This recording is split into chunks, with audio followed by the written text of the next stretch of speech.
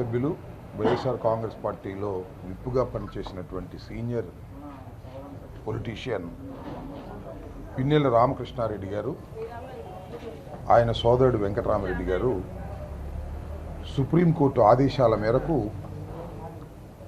ఇవాళ మాచర్లలో కోర్టులో లొంగిపోతున్న సందర్భాన్ని పురస్కరించుకొని మేము వెళుతున్నామనేటువంటి ఒక ఉద్దేశంతో పోలీసు వారు ఉదయమే వచ్చి అందరిళ్ళ దగ్గర కాపుదలు కాశారు. మా ఇంటి దగ్గర, అదేవిధంగా నూరి ఫాతిమా గారింటి దగ్గర, తెనాలి శివకుమార్ గారింటి దగ్గర, పల్నాడు జిల్లాలో అందరు కోఆర్డినేటర్స్ వీళ్ళ దగ్గర కూడా పోలీస్ బందోబస్తు పెట్టి హౌస్ అరెస్టులు చేసి ఎవరు వెళ్ళకోకుండా నివారించారు. ఓకే, నేను ఈ సందర్భంగా చెప్పదలుచుకున్నది ఏంటంటే, పిన్నెల రామకృష్ణారెడ్డి గారు కోర్టులో హాజరవుతున్న సందర్భాన్ని పురస్కరించుకొని ఎవరైనా వెళ్ళవచ్చు, తప్పులేదు. నివారించే పని మీరు చేస్తున్నారు. ఇది ఒక్కటే కాదు, పోలీసు వ్యవస్థ మొత్తం ఇవాళ రాష్ట్రంలో క్రైమ్ని అరికట్టాలనే ఉద్దేశం లేదు. రాష్ట్రంలో దొంగసారా కాస్తున్నారు, పట్టుకుందామనే ఉద్దేశం లేదు. గంజాయి విచ్చలవిడిగా అమ్ముతున్నారు, దాన్ని పట్టుకోవాలనే ఉద్దేశం లేదు. రాజకీయ కక్షలకు మాత్రమే పోలీస్ యంత్రాంగాన్ని విపరీతంగా ఉపయోగిస్తున్నారు. ఇది దురదృష్టకరమైనటువంటి పరిణామం. నేను ఈ సందర్భంగా ఒకటే అడుగుతా ఉన్నా, నారా చంద్రబాబు నాయుడు గారిని అరెస్ట్ చేసినప్పుడు పవన్ కళ్యాణ్ గారు బయలుదేరి వచ్చారు, మీకు గుర్తుంది కదా. వస్తే అయ్యా 144 ఉంది, యాక్ట్ 30 ఉంది, మీరు ఇంత పెద్ద ఎత్తున ఊరేగింపుగా వెళ్ళడానికి వీల్లేదు అని పోలీసు వారు నోటీస్ ఇస్తే ఏం చేశాడు? రోడ్డు మీద పడుకున్నాడు.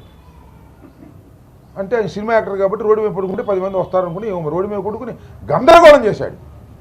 గందరగోళం చేయటమే కాదు, అసలు ఇది ప్రజాస్వామ్యమా, పోలీసులు ఈ విధంగా అడ్డుకుంటారా అని చాలా పెద్ద ఎత్తున గొడవ చేశాడు. మరి వాళ్ళు ఏంటని అడుగుతా ఉన్నా. ఒక శాసనసభ్యుడు, మాజీ శాసనసభ్యుడు కోర్టుకు హాజరవుతున్న సందర్భంలో మేము వెళతామని మా ఇళ్ళకాడ పోలీసు బందోబస్తు పెట్టి ఎంతమందిని పెట్టారండి? ప్రతి ఇంటి దగ్గర ఓ 10-15 మందిని పెట్టారు. సుమారుగా పోలీస్ ఫోర్స్ అంతా ఈ గుంటూరు, పల్నాడు జిల్లాల్లో దీనికోసమే పెట్టినటువంటి సందర్భానికి ఏం సమాధానం చెప్తారో తెలుగుదేశం పార్టీ అని అడుగుతా ఉన్నా. లేదు పవన్ కళ్యాణ్ గారు ఏం సమాధానం చెప్తారో చెప్పమని అడుగుతా ఉన్నా. మీకైతే ఒక న్యాయం, మాకైతే ఒక న్యాయం. ఇవాళ మాత్రం మీరు ప్రశ్నించరు, ఇవాళ మాత్రం ఇది కరెక్ట్ అని అంటారు, కాముగా కూర్చుంటారు, విచ్చలవిడిగా ఏదో మాట్లాడేటటువంటి ప్రయత్నం చేస్తున్నారు. అంతేకాదు, లోకేష్ గారు చంద్రబాబును అరెస్ట్ చేసినప్పుడు లోకేష్ వెళ్తుంటే రోడ్డు మీద ఆపేస్తే ఆయన పెద్ద గందరగోళం చేశాడు. సరే, ఇదంతా కూడా రెడ్ బుక్లో ఉన్నటువంటి రాజ్యాంగంలో వారు రెడ్ బుక్ ప్రవేశపెట్టారు కదా, దానిలో భాగంగానే ఇవాళ పిన్నెల రామకృష్ణారెడ్డి గారి మీద, లేదు వాళ్ళ అబ్బాయి వాళ్ళ తమ్ముడు పిన్నెల వెంకటరామరెడ్డి గారి మీద పెట్టిన కేసు ఏంటి అసలు నాకు తెలియగలుగుతాను. ఏంటి కేసు అది? ఒకసారి పూర్వపురాలకు వెళ్తే గుండ్లపాడు అనే విలేజ్లో 2 వర్గాలు ఉన్నాయి. వైసీపీలో కాదు, తెలుగుదేశంలో 2 వర్గాలు ఉన్నాయి. ఒక వర్గం మరొక వర్గాన్ని చంపుకుంది. ఇది జరిగినటువంటి వాస్తవం. ఈ వాస్తవం నేను చెప్పలా, పత్రికలు రాయలా, ఆ రోజు ఉన్నటువంటి ఎస్పీ గారు చెప్పాడు. ఇమ్మీడియట్గా ఈ మడ్డలు జరగంగానే ఆ సంఘటనా స్థలానికి వెళ్ళినటువంటి ఎస్పీ గారు ఇది తెలుగుదేశం మధ్యన జరిగినటువంటి ముఠా తగాదాల వల్ల ఈ హత్యలు జరిగాయని చెప్పాడు. ఫస్ట్ వాస్తవం చెప్పాడు. ఆ తర్వాత ఏం చేశారండి, అక్కడ లోకల్ ఎమ్మెల్యే గారు, అంటే ఈయన మీద గెలిచిన ఆయన లోకేష్, చంద్రబాబు, వీళ్ళిద్దరిని, అన్నదమ్ములిద్దరిని హింసించాలి అని ఎఫ్ఐఆర్లు పేరు రాశారండి. ఎంత దుర్మార్గం అండి, నాకు అర్థం కాలేదు. అంతకుముందే నేను మనవి చేస్తున్నా, అంతకుముందే పిన్నెల రామకృష్ణారెడ్డి గారు నెల్లూరు జైల్లో సుమారుగా 6 మాసాలు 4 మాసాలు మొత్తానికి లాంగ్ పీరియడ్ ఒక కేసులో జైల్లో పెట్టారు. జైల్లో ఉన్నాడు. తర్వాత కోర్టు వారు బెయిల్ ఇస్తే బెయిల్ తీసుకొచ్చాడు. దీనిలో కూడా it is a falls case అని లోయర్ కోర్టుకి వెళ్ళాం, హైకోర్టుకి వెళ్ళాం. హైకోర్టులో బెయిల్ గ్రాంట్ చేశారు. సరే, సుప్రీంకోర్టుకు వెళ్ళిన తర్వాత కొన్ని టెక్నికల్ ఇష్యూస్ మీద ఆ బెయిల్ క్యాన్సిల్ చేస్తూ మీరు వెళ్ళి హాజరు కండి అని చెప్పారు.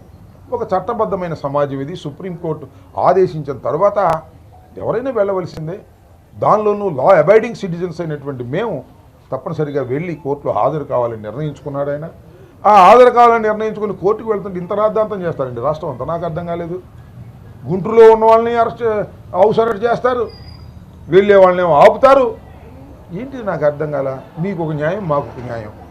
మా వాళ్ళు అరెస్ట్ అయినప్పుడేమో మేము ఎవరు వెళ్ళటానికి వెళ్ళలేదు, మీరు అరెస్ట్ అయితేనో మీరు లేకపోతే ఇంకోటి జరిగితేనేమో మిమ్మల్ని ఆపితేనేమో రోడ్డు మీద పడుకుంటారు. పవన్ కళ్యాణ్ రోడ్డు మీద పడుకుంటాడు, లోకేష్ రోడ్డు మీద పడుకుంటాడు. ఏంటిది? దీన్ని ప్రజలు ఆలోచించాలని మనం చేస్తున్నాం.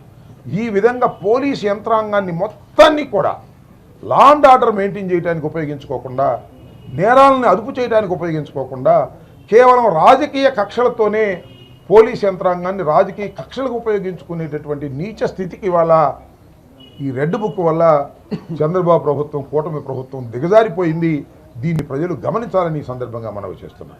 ఇప్పుడే పిన్నెల రామకృష్ణారెడ్డి గారు, అదేవిధంగా వాళ్ళ వెంకటరామరెడ్డి గారు ఇద్దరు కోర్టులో హాజరయ్యారు. ఖచ్చితంగా రిమాండ్ ఇస్తారు. ఎందుకంటే సుప్రీంకోర్టు ఆదేశంగా కాబట్టి ఆ రిమాండ్ ప్రకారం వెళ్తారు. వాళ్ళు రాజమండ్రి పంపిస్తే రాజమండ్రి వెళ్తారు, లోకల్ జైలుకి పంపిస్తే లోకల్ జైలుకి వెళ్తారు, లేదా నెల్లూరు పంపిస్తే పోయినసారి నెల్లూరు వెళ్తారు. మాకు తప్పదు. ఈ అరణ్యవాసమో అజ్ఞాతవాసమో మాకు అందరికీ తప్పనటువంటి పరిస్థితి ఏర్పడతా ఉంది. రాజ్యం మీది.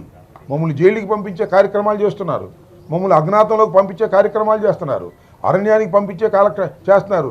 అజ్ఞాతవాసం అనుభవిస్తాం, అరణ్యవాసం అనుభవిస్తాం, తర్వాత మీ సంగతి కూడా తేలుస్తామనే విషయాన్ని కూడా గుర్తుపెట్టుకోండి. ఇంత దుర్మార్గంగా తప్పుడు కేసులు పెట్టి అన్యాయంగా అక్రమంగా వైఎస్ఆర్ కాంగ్రెస్ పార్టీకి చెందినటువంటి నాయకుల్ని నిర్బంధించి మీ పార్టీని మీరు బతికించుకోవాలనుకుంటున్నారు. మీ పార్టీ బతికే పార్టీ కాదు, మీ కూటమి బతికే కూటమి కాదు. మీ మధ్యనే చాలా అన్యాయమైన అక్రమమైనటువంటి మార్గాల్లో మీరు డబ్బులు సంపాదించుకునే కార్యక్రమంలో ఉన్నారు. విచ్చలవిడిగా డబ్బులు దోచుకుంటున్నారు, ప్రజల దగ్గర నుంచి అన్యాయమైనటువంటి పాలన చేస్తున్నారు. సరైనటువంటి విధానంలో మీరు పరిపాలన చేయటం లేదు. అనేకమైన స్కీమ్స్ అన్నీ కూడా ఎగ్గొట్టేసే కార్యక్రమం చేస్తున్నారు. పరిపాలన మీద దృష్టి పెట్టకోకుండా వైఎస్ఆర్ కాంగ్రెస్ పార్టీని అణచాలనేటువంటి ఉద్దేశంతోనే మీరు దృష్టి పెట్టడం చాలా దురదృష్టకరమని, దీనివల్ల మేము భయపడటానికి కూడా సిద్ధంగా లేవని, జైలుకి వెళ్ళడానికి సిద్ధంగా ఉన్నాం, ఏది చేయడానికైనా సిద్ధంగా ఉన్నాం, ధైర్యంగా ఎదుర్కొంటాం, ముందుకు సాగుతాం. 18 మాసాల క్రితం పరిస్థితి వేరు, ఇప్పుడు పరిస్థితి వేరు. ప్రజల్లో తీవ్రమైనటువంటి వ్యతిరేకత, వైఎస్ఆర్ కాంగ్రెస్ పార్టీ మీద ఉన్న అభిమానంతో వారి మీద తీవ్రమైన వ్యతిరేకత పెరుగుతూ ఉంది. వైఎస్ఆర్ కాంగ్రెస్ పార్టీని అనవసరంగా ఓడించుకున్నామనే బాధపడే వాళ్ళు ఉన్నారు. మీరు చూశారు, నిన్నే 1 కోటి సంతకాల కార్యక్రమం మొదలెడితే 1 కోటి కన్నా ఎక్కువైనాయి. సుమారుగా 4-5 లక్షల మధ్యన మన గుంటూరు జిల్లాలో చేయడం జరిగింది. ప్రతి నియోజకవర్గంలోనూ 60,000 నుంచి 75,000 దాకా చేశారు. ప్రజల దగ్గరికి వెళ్ళి సంతకాలు సేకరణ చేసి ప్రజాభిప్రాయం తీసుకుంటున్నాం. మీకు రాబోయే కాలంలో మీకు సరైనటువంటి గుణపాఠం చెప్తామని కూడా ఈ సందర్భంగా చెప్పదలుచుకున్నాం.